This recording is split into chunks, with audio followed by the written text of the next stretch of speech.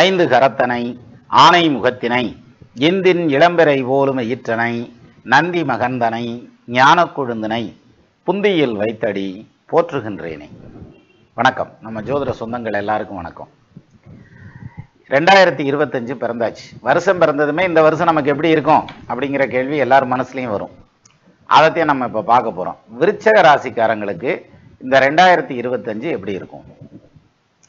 இந்த விருச்சக ராசிக்கு ஒரு பக்கம் அர்த்தாஷ்டம சனி நடக்குதுன்றாங்க, ஒரு பக்கம் அஷ்டம குரு போகுதுன்றாங்க, இன்னொரு பக்கம் 4ஆம் இடத்துல ராகு வருது, இன்னொரு பக்கம் 10ஆம் இடத்துல கேது வருது. எல்லாமே ரிப்பேராக இருக்காமே, எப்படிப்பா இருக்கேன் 2025 அப்படின்ற மாதிரியான கேள்வி. சரி, இதைத்தான் நம்ம விலாவரியாக பார்க்க போகிறோம் இந்த பதிவில். 2025 3 முக்கியமான நிகழ்வுகள் இருக்குது. ஒன்று வந்து பார்த்திங்கன்னா, ஏப்ரல் மாதம் ராகு கேது பயிற்சி. அந்த ராகு வந்து கும்பத்துக்கு வர்றாரு, கேது வந்து சிம்மத்துக்கு போகிறாரு. அடுத்ததான் குரு வந்து 7ஆம் இடத்துலேருந்து 8ஆம் இடத்துக்கு போகிறாரு மே மாதத்தில். இந்த வருட கிரகங்களுடைய சஞ்சாரம் எந்த அளவுக்கு இருக்கும் அப்படிங்கிறது தான் இதில் ரொம்ப முக்கியமான பாயிண்ட். இப்போது இந்த குரு அஷ்டமம் போகிறாரு, 10ல் கேது வர்றாரு, இதை போட்டு ஒல்ட்டிக்க வரலாம் வேணாம். ரிலாக்ஸாக இருங்க, நம்ம ரிலாக்ஸாக பார்ப்போம். முதல்ல வந்து கணவன் மனைவி ஒற்றுமை எப்படி இருக்கும் இந்த 2025 விருச்சக ராசிக்காரங்களுக்கு? ஃபேமிலி ஒற்றுமை. ஏன்னா என்ன சம்பாதிச்சாலும் பேர் வாங்கினாலும் புகழ் வாங்கினாலும் குடும்பத்துக்கு தனியா, குடும்பத்தை விட்டுட்டு வேற எங்கேயாவது போகிறோம். அதனால குடும்பம் நல்லா இருக்கணும். புருஷன் மண்டாட்டி ஒற்றுமை நல்லா இருக்குமா? கணவன் மனைவி ஒற்றுமையாக இருப்பாங்களா அப்படின்னாக்க இந்த பீரியடில் ஒற்றுமையில் கொஞ்சம் சேலஞ்சஸ் இருக்குது. எப்படி இருக்குது அப்படின்னா, இந்த 2க்கு அதிபதி வந்து 8ல் போய் மறையப்படாது. சரி, இது யாருக்கு சேலஞ்சஸாக இருக்கும் அப்படின்னா, ஏற்கனவே வந்து குடும்பத்தில் பிரச்சனையாகி நம்ம ஒன்றா பிழைக்கலாமா, இல்லை பிடிங்கிட்டு போயிடலாமா, இல்லை வந்து மியூச்சுவல் ஆஸ்பெக்ட்ஸில் நம்ம 2 பேரும் மியூச்சுவலாக டைவர்ஸ் பண்ணிக்கலாமா அப்படின்ற மாதிரியான பாயிண்ட்லாம் நிற்கிறாங்க பாருங்கள். இப்படி இருக்கிறவங்களுக்கு தான் இங்கே கணவன் மனைவி ஒற்றுமையில் பிரச்சனைகள் வரும். அந்த பிரிவினைங்கிறது கன்ஃபார்ம் ஆகும். நம்ம வந்து ஒன்றா இருக்க முடியுமா, இல்லை இருக்க முடியாதா, இந்த லைஃப்பை லீட் பண்ண முடியுமா பண்ண முடியாதாங்கிற மாதிரியான சந்தேகத்தின் பேரில் இருக்கிறவங்க ரெஜிட்டாக ஒரு முடிவு எடுப்பாங்க, கான்க்ரீட்டாக எடுப்பாங்க. எப்படி? ரைட், நமக்கு இது வேண்டாம், இனி நம்ம வந்து நம்ம வழியை பார்த்துட்டு போவோம் அப்படிங்கிற மாதிரியான தெளிவான முடிவுகள் எடுப்பாங்க. சரி, சண்டை சச்சரவு இல்லாமல் சந்தோஷமா தேப்பா போய்கிட்டு இருக்கு குடும்பம். இதில் என்னம்மா ராசி வல்லனை கேட்டால் எல்லாம் பிடிங்கிட்டு போயிரும்ன்றாங்க அப்படின்னாக்கா அப்படிலாம் கிடையாது. அப்படி கிடையாது. ஏன்னா தசாபுத்தி ஸ்ட்ராங்காக இருந்ததுன்னா அதுக்கு மேலே கோச்சாரம் ஒன்றும் பேசிடாது. இன்னும் சொல்லணும்னா கோச்சார பலன்கள் நம்ம இப்படி பார்க்கறதுங்கிறதே சரியான முறை இல்லை, அதுக்கு வேற முறை இருக்குது. அதை வந்து நம்ம ஒரு லைவாக வந்து ஒன்று பண்ணுவோம், அப்போ அதில் பார்த்துருவோம். சரி, இப்போ இந்த கணவன் மனைவி ஒற்றுமை அப்படிங்கிறது தசாபுத்தி நல்லபடியாக போச்சுனாக்கும் குடும்பத்தில் ஒற்றுமை நல்லா இருக்கும். சரி, தசாபுத்தி ஒற்றுமையாக நல்லா இருக்குது, ஒற்றுமையாக போகுது, சந்தோஷமாக போகுதுன்றது. அப்புறம் கோச்சாரத்தில் தான் குடும்ப ஸ்தானாதிபதி 8ல் மறைகிறார், அப்போ பாதிக்காதா? என்னங்கப்பா அப்படின்னம்னாக்க பாதிக்காது. அதுக்கு பதிலாக வேற ஒன்று நடக்கும். என்ன நடக்கும் தெரியுமா? ஃபேமிலியை விட்டுட்டு இவர் வெளியூருக்கு வேலைக்கு போய் உட்காருவார், வெளிநாட்டில் வேலைக்கு போய் உட்காருவார். இல்லைப்பா எங்கள் வீட்டுக்காரர் வந்து பிஸ்னஸ் தான் பண்ணுறாரு, அவருக்கு என்ன செய்கிறது அப்படின்னாக்க இவருக்கு பிஸ்னஸ் ரொம்ப டைட் ஆகும். டைட் மீன்ஸ் அவருக்கு டைமே கிடைக்காது. அப்போ ஃபேமிலியை அதிகமாக அவரால் கான்சன்ட்ரேட் பண்ண முடியாது. மனைவிக்கு என்ன வேணும், குடும்பத்துக்கு என்ன வேணும், குழந்தைகளுக்கு என்ன பண்ணணும், அந்த பார்வையெல்லாம் பார்க்க முடியாது. பிஸி ஆயிடுவார். பிள்ளைகளை கொண்டு போய் ஸ்கூலில் விடுறது, வீட்டில் எல்லாத்தையும் வரவு செலவு பார்த்துக்கிறது, எல்லாம் பண்ணுறதுங்கிறது அந்த அம்மா தான் பார்த்துக்கணும், மேடம் தான் பார்த்துக்கணும். சரி, ஒருவேளை மனைவிக்கு இந்த விருச்சக ராசி இருக்குது. இப்போ இவங்க வந்து ஃபேமிலி பேர்டனை சுமக்க முடியாமல் எங்கள் அம்மாவை கூப்பிட்டு வந்து வச்சுக்கிறேன், நான் வேலையும் பார்த்துக்கிட்டு குடும்ப வேலையும் பார்க்க முடியல அப்படிங்கிற மாதிரியான பாயிண்டில் அம்மாவை கூப்பிட்டு வந்து வச்சுக்கிறேன். அல்லது நான் பிள்ளைகளோட போய் அங்கே அம்மா வீட்டில் உட்காந்து அவங்கள பிள்ளைகளை படிக்க வைக்கிறேன், அங்கே தான் படிப்பு நல்லாயிருக்கும். இப்படி ஏதாவது ஒரு காரணத்தினால பாசிட்டிவாக பிரிஞ்சிருக்கக்கூடிய சூழ்நிலைகளை உருவாக்கும். இது அமைதியான குடும்பத்துக்கு. ஏற்கனவே ஜிங்குன்னு ஆட்டம் போட்டுக்கிட்டு வருதுன்னு வச்சுங்களேன், அந்த குடும்பம் பிடிக்கிட்டு போயிடும். இவ்வளோதான் விஷயம் இதில் கணவன் மனைவி ஒற்றுமையை பொறுத்த வரைக்கும். சரியா? அப்போ கல்யாணம் நடக்குமா அப்படின்னாக்க, ஏப்பா இருக்கிற மனைவியவே பிரிகிற மாதிரியான டைம் இருக்குன்னா புதுசாக எங்கிட்ட மனைவியோட சேர்றது, அதனால அதுக்கெல்லாம் வாய்ப்பு இல்லை ராஜா அப்படின்ற மாதிரி வர மே மாதம் வரைக்கும் கல்யாணத்துக்கான அமைப்பு இருக்குது. மேயை தாண்டிடுச்சுன்னா அங்கிட்டு ஒரு வருஷத்துக்கு கல்யாணத்துக்கான அம்சம்ங்கிறது கொஞ்சம் கம்மி தான். அதனால் முரட்டுத்தனமாக போய் முட்டி நான் கல்யாணம் பண்ணியே தீருவேன் அப்படின்னு சொல்லி போய் முட்டினோம்னா அது பிரச்சனையில் தான் வந்து நிற்கும். அதே மாதிரி யாருக்காவது லவ் ப்ரப்போஸ் பண்ணணுங்கிற ஐடியாலெல்லாம் இருந்தீங்கன்னா மேக்குள்ளே எல்லாத்தையும் முடிச்சுக்கிறங்க, எல்லாத்தையும் லவ்வை ஸ்டார்ட் பண்ணி விட்டுறணும். அதுக்கப்புறம் அது முன்ன பின்ன ஓடும். ஆனால் மே மாதத்துக்கு அப்புறம் போய் நீங்கள் லவ்வை ப்ரப்போஸ் பண்ணிங்கன்னா அது ஒருதலை காதலாக மாறிடும். அதனால் கவனம். அப்போ கல்யாண காலம் அப்படிங்கிறது வியாழ நோக்கம் அடிபட்டு போகுது. எப்போ? மே மாதத்துலேருந்து. அப்போ மேக்கு அப்புறம் வரக்கூடிய பீரியடில் கிட்டத்தட்ட அக்டோபர் வரைக்கும் நடக்கிற டைம் வந்து கொஞ்சம் சேலஞ்சிங்கான டைம் தான் கல்யாணம் பண்ணுறதுங்கிறதுல. அதனால் கல்யாணம் இழுக்கிறதுக்கு ஒரு வாய்ப்பு இருக்குது. ஸோ இப்போ வந்து நான் வந்து பரிகாரம் பண்ண போகிறேன், பரிகாரம் பண்ணி உடனே கல்யாணம் பண்ண போகிறேன் அப்படின்ற மாதிரியான பாயிண்டில் போய் இறங்குனீங்கன்னு வச்சுக்கோங்களேன், ஒன்றும் இல்லை. மே மாதத்துக்கு அப்புறம் அந்த குரு 8க்கு போனதுக்கப்புறம் நீங்கள் பரிகாரம் பண்ணுறேன்னு போய் இறங்கி பண்ணி பாருங்கள், பரிகாரம் மட்டும்தான் நடக்கும், கல்யாணம் நடக்காது. அப்போ கல்யாணம் எப்போ நடக்கும்? அக்டோபருக்கு அப்புறம் நடக்கிறதுக்கான அமைப்பு கோச்சாரத்தில் இருக்குது. பட் அதுக்கான தசாபுத்தியும் இருக்கணும்ல. ஏன்னா இப்போ 2ஆம் இடத்துல பாவம் இருந்துச்சுன்னா 30 வயசுல தான் கல்யாணம் நடக்கும் ஆம்பளை பிள்ளையா இருந்தால். ஒரு 25 வயசு ஆகும் பொம்பளை பிள்ளையா இருந்தால். நம்ம 22 வயசுலேயே கல்யாணம் பண்ணிடுறேன் அல்லது 27 வயசுலேயே பையனுக்கு கல்யாணம் பண்ணுறேன்னு மூட்டிக்கிட்டு இருந்தோம்னா முடியாது.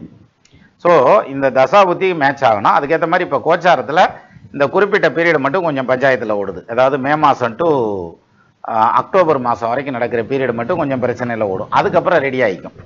ஸோ அதனால் நீங்கள் என்ன பண்ணுங்கள், இந்த கல்யாண காரியம்ங்கிறதுல வந்து கொஞ்சம் கவனமாக மூவ் பண்ணுங்கள், மெதுவாக செலக்ட் பண்ணுங்கள், அவசரப்பட வேண்டாம்.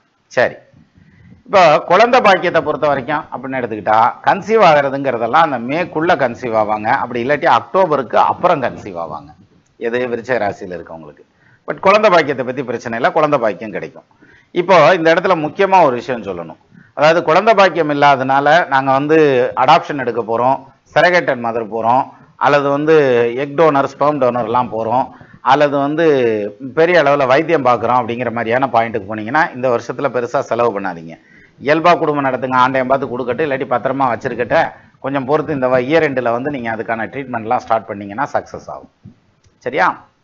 இந்த மாதிரியான விஷயங்களை மட்டும் கொஞ்சம் தள்ளி போடுங்க. ஐயா நாங்கள் புள்ள ஊட்டியெல்லாம் பெற்றுட்டோம்யா, இவங்க எப்படி படிப்பாங்க அப்படின்னாவதுன்னு சொல்லு அப்படின்னாக்க, இப்போ அவங்க படிப்பில் கூடுதல் கவனம் தேவை.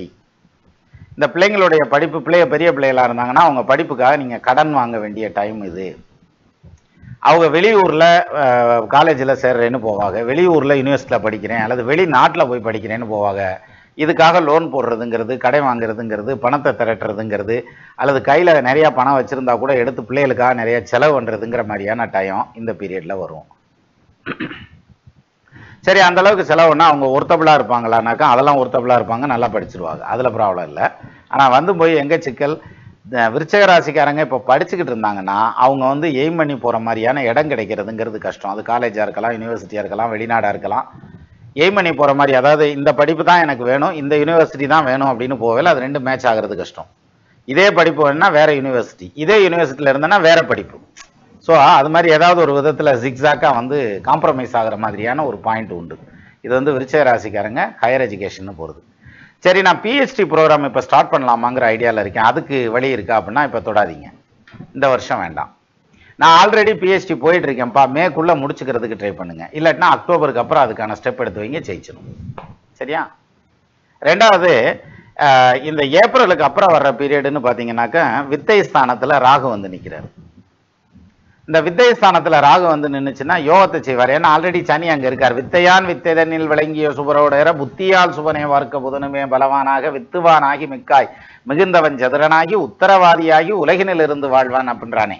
அப்போ 4ஆம் பாவத்தில் வந்து அந்த ராகுவும் வந்து உட்கார்றதுங்கிறது இந்த ஹையர் எஜுகேஷன், அது ரிசர்ச் அண்ட் டெவலப்மெண்ட்டு, அது கம்பெனியில் R&Dயில் இருக்கிறவங்களுக்கெல்லாம் நிறைய சக்ஸஸ் கிடைக்கும். சரியா? அது மாதிரியான அமைப்பு இருக்குது. ஆனால் உங்கள் உழைப்பை சுரண்டிட்டு போகிறதுக்கு ஆள் நிறையா இருக்கான். அதே மாதிரி ப்ரொஃபஷனல் ஜெலசின்னு சொல்கிறோம்ல, தொழில் ரீதியான பொறாமைகளை நீங்கள் நிறைய சந்திக்க வேண்டியது வரும். சரி, அதை எடுப்போம், அது ஒன்று நான் வரேன். அப்போ பிள்ளைகளை பொறுத்த வரைக்கும் இப்படி இருக்கா, ஹெல்த் பெர்ஸ்பெக்டிவ் எப்படி இருக்கும் அப்படின்னு எடுத்துட்டா, உடல் பருமன் ஆகாமல் பார்த்துக்கோங்க. ஆல்ரெடி நாங்கள் பருமன்லாம் ஆயிட்டோம், வெயிட்டான ஆளியா நான், அதனால நான் வெயிட்டாக தான் இருக்கேன் அப்படின்னாக்க இப்போ உங்கள் உடல் நலத்தில் கவனம் தேவை. இவ்வளோ நாளாக பெருமாள் ஆனந்த சயனத்தில் ஸ்ரீரங்கத்தில் படுத்திருந்த மாதிரி உங்கள் வாட்டுக்கு படுத்திருந்தீங்கன்னு வச்சுங்களேன், இனிமேல் ஒழுங்காக எந்திரிச்சு வாக்கிங் கீக்கிங்லாம் போகணும், இல்லாட்டி ஜாக்கிங் போகிறதுங்கிறது, இல்லாட்டினா யோகா பிராணாயாமம் பண்ணுறதுங்கிற மாதிரியான மூச்சு பயிற்சிகள்லாம் பண்ணினீங்கன்னா ஹெல்த்தை நல்லபடியாக வச்சுக்கலாம். அப்படி இல்லாட்டினா ஹெல்த் அப்படி ஒரு ஷேக்கிங் ஆகும், உடனே குப்புற விழுந்துருவீங்க, படுத்துருவீங்க, பெட்டில் ஓட்டுருவாங்க, அப்படி அர்த்தம் இல்லை. அந்த ஹெல்த் வந்து ஏழை நானே இருக்கேன்டா, என்னையா வேற நினைக்காமலே இருக்கீங்க நீங்கள் அப்படின்னு அப்படி ஒரு ஷேக் பண்ணி விடும். அதனால் என்ன பண்ணணும்னா அந்த வயசுக்கு ஏற்ற மாதிரியான பிரச்சனைகளை கொடுக்கும். ஒரு சின்ன வயசாக இருக்குன்னு வச்சுக்கோங்களேன், மூச்சு பயிற்சி யோகாலாம் பண்ணால் ரொம்ப நல்லது. அப்படி இல்லாட்டினாக்க நெஞ்சு சளி கட்டுறதுங்கிற மாதிரியான தொல்லைகளை கொடுக்கும் சின்ன குழந்தைகளாக இருந்தால். வயசு கொஞ்சம் கூடுதலானவங்களாக இருந்தால் கண்டிப்பாக வெயிட் போட்டிருப்பாங்க. அப்போ பேக் பெயின், கால் வலி வர்றதுங்கிறது, ஜாயின்ட் பெயின் வர்றதுங்கிற மாதிரியான அமைப்பெல்லாம் கூட வர்றதுக்கான அமைப்பு உண்டு. ஒரு சிலருக்கு வந்து பார்த்தீங்கன்னா கொலஸ்ட்ரால் ரைஸ் ஆயிரும். அப்போ கொலஸ்ட்ரால் ரைஸ் ஆச்சுனாக்கா அது ரிலேட்டடான ப்ராப்ளம் எல்லாம் வர்றதுக்கான அமைப்பு உண்டு. ஸோ இது உடனே விருச்சிக ராசிக்காரங்க ஊராத்துக்கும் கொழுப்பு வந்துருச்சு, அவங்க ஊராத்துக்கும் ஹார்ட் அட்டாக் வந்துடும்னு அர்த்தம் கிடையாது. அப்படி இல்லை. இது வந்து அதுக்கான தசாபுத்தி. இப்போ 6க்கு அதிபதி தசை நடக்குதுன்னு வச்சுக்கோங்க, அதுக்கேற்ற மாதிரி இப்போ இங்கே கூறு வேற 8ல் போய் உட்கார்றாருன்னு வச்சுக்கோங்க, இப்போ கொலஸ்ட்ரால் வேற ஆல்ரெடி கூட இருக்குன்னு வச்சுக்கோங்க, அவங்களுக்கு தான் அந்த மாதிரியான சேலஞ்சிங்கான பீரியட் ஆன்ஜியோ பண்ணணும்ன்றியா. அதனால இப்போ வந்து உடல் நலத்தில் கவனம் வச்சுக்கணும். வேற என்னத்தை போய் கவனம் வைக்கிறது, ஒரு கவனமும் வேண்டியதில்லை. நீங்கள் என்னத்தை கண்டது கற்க பண்டிதன் ஆவான மாதிரி கண்டதையும் நீங்களாம் நொறுங்க தின்றால் நோயின்றி வாழ்வான்றான். அதனால சாப்பிட்றதெல்லாம் ஒரு பக்கம் இருக்கட்டும், அதுக்கேற்ற வேலை செய்யணும் சார். இப்போ டயபெட்டிக் பேஷண்ட்ஸ் எல்லாத்தையும் பாருங்க, சாப்பிட்றதுக்கு ஏற்ற வேலை இருக்காது, அதனால தான் டயபெட்டிக், வேற ஒரு காரணமும் இல்லை. ஏன் காடு மேடில் வேலை செய்கிறவங்களுக்கெல்லாம் சுகர் வர்றதில்லை அப்படின்னாக்கா அதான் காரணம். ஏன்னா திங்கிற சாப்பாட்டுக்கு மேலே வேலை செஞ்சிருக்கான்.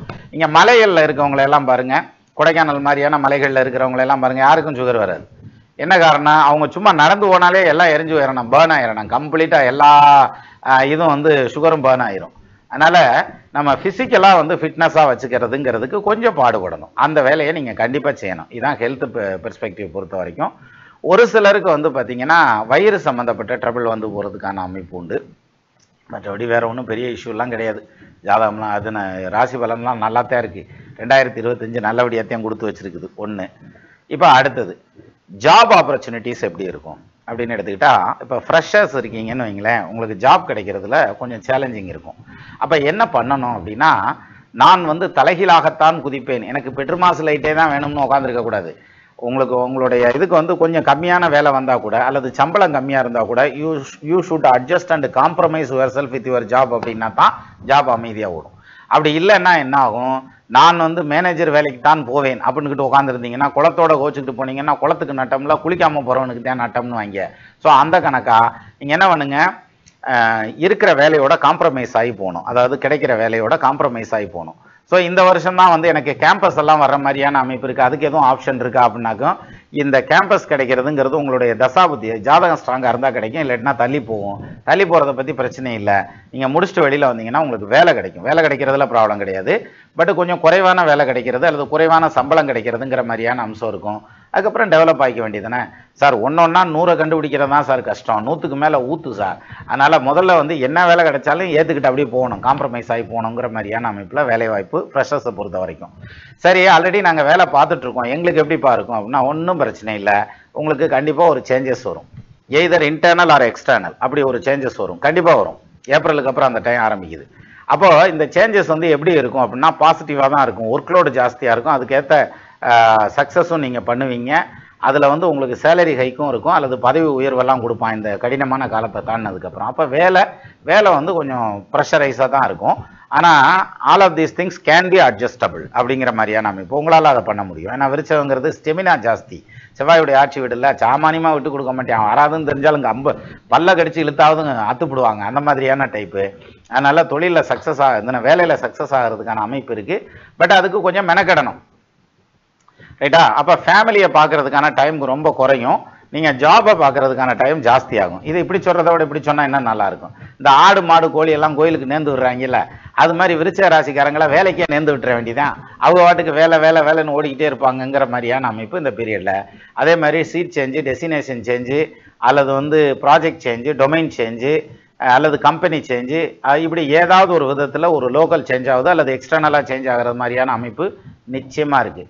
But at any circumstances this is not a right time to சுவிட்ச் ஓவர் த ஜாப். நீங்கள் அந்த வேலையிலேருந்து நீங்களாக வெளியில் வந்துடக்கூடாது. வெளில வந்தீங்கன்னாக்கா அடுத்த வேலையை கண்டுபிடிக்கிறது ஒரு வருஷத்துக்கு சிரமமாக இருக்கும். அப்போ ஒரு வருஷம் வேலை இல்லாமல் இருப்பானான்னு கேட்கக்கூடாது. அப்படியே வேலையில் போய் உட்காந்தாலும் அது இப்போ இருக்கிற மாதிரியான வேலையில் இருக்காது. அதனால உள்ளதுலேயே பெஸ்ட் என்னங்கிறதுனா, தெரியாத பெசாசை விட தெரிஞ்ச பேயே மேலானது. அப்போ இந்த பேயை கட்டிக்கிட்டே அழுதரலான்ற மாதிரியான அமைப்பு இன்னும் ஒரு வருஷம் 1.5 வருஷத்துக்கு வச்சுக்கோங்க. இது ஈஸியான ஃபார்முலா, சரியா? சரி, அப்போ வேலையில் இருக்கவங்களுக்கு பிடிப்பா. வெளிநாடு போகிறதுக்கான ஆப்ஷன்லாம் இருக்கா? இருக்கு. அங்கே போய் அதே மாதிரி தான் வேலை வந்து ஊரில் இருக்கல கூட 8 மணி நேரத்தில் விட்டுருவாங்க, 10 மணி நேரம் வேலை பார்த்தா கூட போகிறோம். இங்கே வந்து 20 மணி நேரம் வேலை பார்க்குறேன் நான் அப்படின்றாங்கல்ல, அந்த மாதிரியான வேலையில் கொண்டு போய் உட்கார வச்சுருவாங்க. ஆனால் அந்த வேலையும் ஓடும். வெளிநாடு போகிறதுக்கான அமைப்பெல்லாம் உண்டு, ஆன்சைட் போகிறதுக்கான அமைப்பெல்லாம் உண்டு, அல்லது ஆன்சைட் சம்பளம் லோக்கல்லே வாங்குறதுக்கான அமைப்பும் உண்டு. இதில் எந்த விதத்தில் எடுத்துக்கிட்டாலும் சக்ஸஸ் ஆகிறதுக்கான அமைப்பு எது விருச்சிக ராசியை பொறுத்த வரைக்கும். சரி, சொந்தமாக தொழில் பண்ணலாம்னு இருக்கேன், பண்ணலாமா? ஆணியே பிடுங்க வேணாம்பாங்க எங்கள் ஊர் சைடில் தான். அது மாதிரி நீங்கள் என்னமும் செய்ய வேணாம், எது சொந்த தொழில் ஆரம்பிக்கிறேங்கிற ஐடியால நீங்க இருந்தீங்கன்னா சுயதொழில் இப்ப செய்யக்கூடாது. Single penny you should not invest for your own business.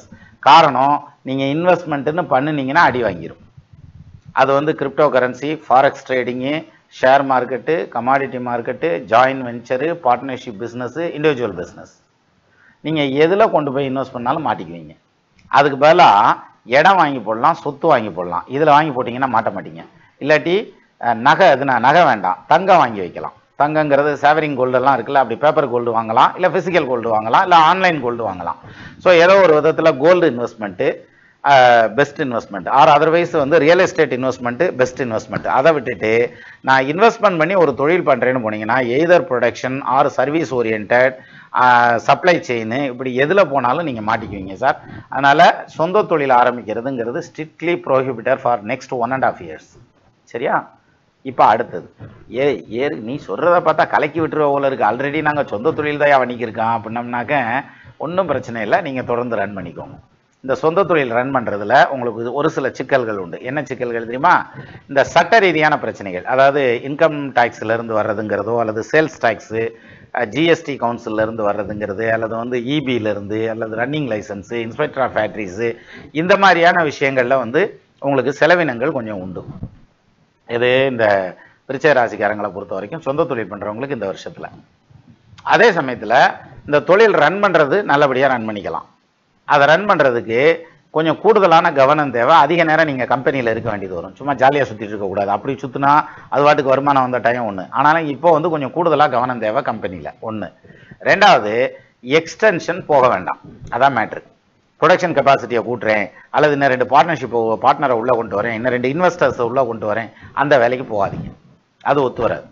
அதை தவிர பாக்கி எல்லாத்தையும் பண்ணிக்கோங்க, நல்லபடியாக தான் இருக்கும். இருக்கிற பிஸ்னஸை அப்படியே ரன் பண்ணிக்கிட்டு இருங்க, அது நல்லபடியாக ஓடும் அப்படின்ற மாதிரியான அமைப்பு இதில் வலுவாக சொல்லலாம். அப்போது தொழில் ஸ்தானம் அப்படிங்கிறது சொந்த தொழிலில் இருக்கிறவங்க சக்ஸஸ் ஆகிறதுக்கான அமைப்பு நிச்சயமாக இருக்குது. இதை பற்றி கவலையே பட வேண்டாம். நீங்கள் எங்கே விட்டேன்னு தெரியலையே, ஒரு நிமிஷம். அப்போது சொந்த தொழில் பண்ணுறவங்களை பொறுத்த வரைக்கும் ஒரு பிரச்சனையும் இல்லை. நீங்கள் சுயதொழில் பண்ணுங்க, அதில் நீங்கள் சக்ஸஸ் ஆயிடுவீங்கிற மாதிரியான அமைப்பு ஸ்ட்ராங்காகவே உண்டு. சரி, அடுத்த பாயிண்ட்டாக வந்து பொலிட்டிக்கல் லைனில் இருக்கிறவங்களுக்கு சக்ஸஸ் ஆகுமா அப்படின்னாக்க, இப்போ நீங்கள் உங்கள் பதவியை காப்பாற்றிக்கிட்டு இருந்தால் போதும். ஏன்னா நீங்கள் இருக்க பதவியில் நிறையா பொறாமைகள் இருக்கும். அந்த பொறாமைகள்னால உங்களுக்கு டிஸ்டர்பன்ஸ் வர்றதுக்கான வாய்ப்பு உண்டு. அதுலேயும் எதிரிகள்ங்கிறத நேரடியாக வரமாட்டேன், முதுகுக்கு பின்னாலேயே தான் எதிரி நிற்பாங்க உங்களுக்கு. அதனால் அரசியலில் இருக்கிறவங்க இந்த தடவை காசு பணம் செலவு பண்ணுறது, இன்வெஸ்ட் பண்ணுறதுங்கிற பாயிண்ட்லாம் எதுவும் பண்ணிடாதீங்க. இன்னும் கரெக்டாக சொல்லணும்னாக்க அரசியலுக்காக செலவு பண்ணுறதுங்கிறது 100% நிப்பாட்டணும். எது 2025 முடிகிற வரைக்கும். அதுக்கப்புறம் என்ன பண்ணலாம், சக்ஸஸ் பண்ணுறதுக்கான வாய்ப்பு உண்டு. சரி, அடுத்தது ஃபைனான்ஷியல் இன்கம் சோர்சஸ் எப்படி இருக்கும் அப்படின்னு எடுத்துட்டா, வருமானம் வரும், கையில் காசு நிற்காது. கையில் வாங்கினேன் பையில் ஓடலை, காசு போன இடம் தெரியலை அப்படின்வாங்கல்ல. ஆமாம், 2025 என்னப்பா கிழிச்சா அப்படின்னாக்க 365 நாளும் காலண்டரை தான் கிழிச்சேன், வேற ஒன்றையும் கிழிக்க முடியல அப்படின்வாங்கல்ல. அது மாதிரியான டைம் இது வருமானத்தை பொறுத்த வரைக்கும். அதனால் சம்பாதிங்க, ஜாலியாக செலவு பண்ணிடுங்க, பெருசாக ஒன்றும் சேர்த்து வைக்கணும்னு நினைக்காதீங்க. என்ன காரணம்னா, சேர்த்து வைக்க ட்ரை பண்ணிங்கன்னா முடியாது. அப்போ நம்ம சேர்த்து வைக்கணும்னு ட்ரை பண்ணி அது ஃபெயிலர் ஆனால் வருத்தமாக இருக்கும். நமக்கு எதுக்கு அந்த வருத்தம்? நமக்கு அந்த பூசாரி வட்டம் வேணாம், பொங்கச்சோறும் வேணாம்னு வாங்கிடலாம். அந்த கணக்காக ரிலாக்ஸாக சம்பாதிங்க, செலவு பண்ணுங்க. நீங்கள் சேர்த்து வைக்கிறதுக்கான காலம்லாம் இருக்குது, அது வரட்டும், அது அப்புறம். சரியா? அக்டோபருக்கு அப்புறம் வர்ற டைம் வந்து ரொம்ப நல்லாயிருக்கும். அப்போ சேவிங்ஸ் எல்லாம் நல்லா நிறைய சேரும், அப்போ சேர்த்துக்குருவோம். அக்டோபர் வரைக்கும் ஜாலியாக செலவு பண்ணுங்க, பெருசாக ஒன்றும் கையில் காசு நிற்காது. நிற்காட்டி பிரச்சனை இல்லை, நமக்கு பொழப்பு ஓடிட்டு இருக்குல்ல, அதுவே போதுமானது. புதுசாக எதுவும் கடன் வாங்காதீங்க, அதுதான் ரொம்ப முக்கியம். புது கடன் வாங்கினா கொஞ்சம் நாளைக்கு இழுக்கும், அது அந்த பாயிண்டில் தான் கடன் வாங்கக்கூடாது. சரி, ஆடை ஆபரண சேர்க்கை, நகை நட்டெல்லாம் சேருமா அப்படின்னாக்க, இருக்கிற நகை நட்டு பேங்க் வரைக்கும் போகிறதுக்கான டைம். அதனால தான் புது தொழில் எதுவும் பண்ண வேணாம்னு சொன்னேன். அதையும் மீறி பேங்கில் கொண்டு போய் நகையை வச்சுட்டு சொத்துக்கிட்டு வாங்கி போடணும்னா தாராளமாக வாங்கி போடுங்க, அந்த மாதிரி கூட செய்யலாம். சரியா? அப்போ ப்ராப்பர்ட்டி வாங்குறதுக்காக கடை வாங்கலாம். அப்போ சொத்து பத்து வாங்குறது, வாகன யோகம் இருக்கா அப்படின்னாக்க வாகன யோகம் இருக்கு. ஆனால் ஆமாம், வாகன யோகம் இருக்கு. ஏப்ரலில் ராகு வந்து 4ஆம் இடத்துக்கு வந்துடுறாரு இல்லையா? அப்போ வாகன யோகம் நல்லாவே இருக்கு. சிலர் செகண்ட்ஸ் வாங்கணும்னு நினைப்பாங்க, சிலர் புது வண்டி வாங்கணும்னு நினைப்பாங்க. பைக்கு, காரு, எலக்ட்ரிக்கல் வெஹிக்கிள் எதுனாலும் சரி வாங்கிக்கோங்க, அது நல்லாயிருக்கும். அப்போ வாகன யோகம் நல்லா இருக்கும். ஏப்பா டைம் இப்படி இருக்கு அப்படி இருக்குன்னு இருக்கு, அப்புறம் வாகன யோகம் மட்டும் எப்படிப்பா இருக்கு அப்படின்னாக்கா அது செலவு ராசா, அது ஒன்றும் சம்பாரிச்சு கொடுக்காது. ரைட்டா? அந்த வண்டியை எடுத்துக்கிட்டு போய் செலவு பண்ணோம்னா வேணா சம்பாதிக்கும், எது லைனுக்கு போகிற வண்டியாக இருந்தால் கூட. ஸோ மொத்தத்தில் வாகனம் தொடர்பான இன்வெஸ்ட்மெண்ட்டு நீங்கள் பண்ணிக்கலாம், அதில் பிரச்சனை இல்லை. சரி, அடுத்தது சுபகாரியங்கள் ஏதாவது நடக்கிறதுக்கான அமைப்பு இருக்கா அப்படின்னாக்கா அது கொஞ்சம் டைம் டிலே ஆகும். இது வீட்டில் சுபகாரியங்கிறது கல்யாணம் பண்ணுறது, காது குத்து பண்ணுறது, வீடு ரெனோவேட் பண்ணுறதுங்கிறது, புதுசாக வீடு கட்டுறதுங்கிறது, இந்த மாதிரியான விஷயங்கள் கொஞ்சம் டைம் டிலே ஆகும். சரி, புதுசாக வீடு கட்டுறதுக்கான வாய்ப்பு இருக்கா அப்படின்னாக்க கட்டுறதுக்கும் வாய்ப்பு இருக்குது, சொத்து வாங்குறதுக்கும் வாய்ப்பு இருக்குது, வீடை வாங்குறதுக்கும் வாய்ப்பு இருக்குது. அந்த இதெல்லாம் வாங்கலாம். அதுலேயும் குறிப்பாக சொல்லணும்னா இது லேண்டட் ப்ராப்பர்ட்டி வாங்குறதுங்கிறத விட அப்பார்ட்மெண்ட் ப்ராப்பர்ட்டி கொஞ்சம் ஈஸியாகவே அமையும் உங்களுக்கு. அந்த மாதிரியான லைன்லாம் பண்ணலாம். சரி, அடுத்தது ஃப்ரெண்ட்ஸ் அண்ட் ரிலேட்டிவ்ஸில் வந்து எப்படி இருக்கும், ஒத்து போவாங்களா அப்படின்னாக்க வரும்படி கம்மியாக இருக்கும், கையில் காசு நிற்காது அப்படிலாம் சொல்லிக்கிட்டு இருக்கோம் இல்லையா? அப்போ அற்ற குலத்து அருநீர் பறவை தானே ஃப்ரெண்ட்ஸ் அண்ட் ரிலேட்டிவ்ஸு. அதனால் நண்பர்கள், பங்காளிகள், சொந்த பந்தங்களோட சங்கடங்கள் வர்றதுக்கு வாய்ப்பு இருக்குது. நீங்கள் என்ன பண்ணணும்னா அது கண்டு கொஞ்சம் அப்படி ஒதுங்கின மாதிரி நடந்துக்கிறதுங்கிறது நல்லது. சரியா? ஸோ அந்த வகையிலையும் இந்த 2025 அப்படிங்கிறது வந்து நண்பர்கள்ட்ட நீங்கள் விட்டு கொடுத்து போங்க, ரிலேட்டிவ்ஸ்கிட்ட நீங்கள் விட்டு கொடுத்து போங்கிற மாதிரியான அமைப்பு இருக்குது. சரி, ஏஜ்டு பீப்புள்ஸாக இருப்பாங்கல்ல, அவங்களுக்கு நல்லா இருக்குமா அப்படின்னாக்க நிச்சயமாக நல்லா இருக்கும். எப்போ நல்லா இருக்கும்னா நல்ல தூக்கத்தை அஷ்யூர் பண்ணுங்கள். ஏன்னா இப்போ உங்களுக்கு தூக்கம் டிஸ்டர்ப் ஆகிறதுக்கான வாய்ப்பு உண்டு. அது டிஸ்டர்ப் ஆனால் மற்ற விதங்களில் தொல்லைகள் பண்ணும். அதே மாதிரி மாத்திரை சாப்பிட்றது, ட்ரீட்மெண்ட் எடுத்துக்கிறதுல லேசினஸ் இருக்கக்கூடாது. அதை பர்ஃபெக்டாக ஃபாலோ பண்ணுங்கள், வேறு ஒன்றும் ப்ராப்ளம் இல்லை. வயதானவங்களுக்கும் ஹெல்த் நல்லாயிருக்கும், ஆயுசும் நல்லாயிருக்கும். சரி, இதுக்கு வந்து இறை வழிபாடுங்கிறது என்ன பண்ணலாம்? துர்க்கைக்கு தீபம் வைக்கலாம். அதே மாதிரி தட்சிணாமூர்த்தி வழிபாடு, இல்லாட்டி திருச்செந்தூர் முருகனை போய் கும்பிட்டு வர்றதுங்கிறது, அல்லது வீட்டில் இருந்துக்கிட்டே முருகனை கும்பிடுங்க. மொய்தார் அணிகுழல் வள்ளியை வேட்டவன் முத்தமிழால் அங்கு வைதாரையும் வாழ வைப்பான். வெய்ய வானரம் போல் கைதான் இருவதுடையான் தலைவத்தும் கத்திரிக்க எய்தான் மருகன் உமையால் பயந்த இளஞ்சியமேனு முருகப்பெருமான் சொல்றார். அப்போ அருணகிரிநாதர் முருகனை பாடுறார். அப்போ நம்ம வைதாரையும் வாழ வைக்கக்கூடிய முருகனை கொஞ்ச நேரம் கும்பிடுங்க, முடியலைன்னா வஞ்சிட்டு வாங்க, அப்படியாவது அவர் நமக்கு செய்யறதை செய்யட்டேன். சரியா? மொத்தத்தில் இந்த 2025 அப்படிங்கிறது விருச்சிக ராசிக்கு எப்படி இருக்கும் அப்படின்னா நிச்சயமாக யோகமாக தான் இருக்கும். ஒன்றும் பயப்பட வேண்டாம், தோஷமாக இருக்கிறதுக்கான அமைப்பு இல்லை. நிம்மதியாக இருங்க. அதுலேயும் வந்து அஷ்டம குருவானாலும் பரவாயில்ல, 10ஆம் இடத்துல கேதுவானாலும் பரவாயில்ல, 4ஆம் இடத்துல ராகுவானாலும் பரவாயில்ல. இறை வழிபாடு உங்களை காப்பாற்றும். உங்கள் குலதெய்வ வழிபாடை கும்பிடுங்க, பிள்ளையாரை கும்பிடுங்க, போதுமானது. சரியா? மீண்டும் நம்ம இன்னொரு வீடியோவில் சந்திக்கலாம். நமது நண்பர்கள் ஆள் போல் தழைதழைத்து, அருகது போல் வேரூன்றி, மூங்கில் போல் கிளை கிளைத்து, முதியாமல் வாழ்ந்திருக்க வாழ்கவென வாழ்த்தி அமைகிறேன். வணக்கம்.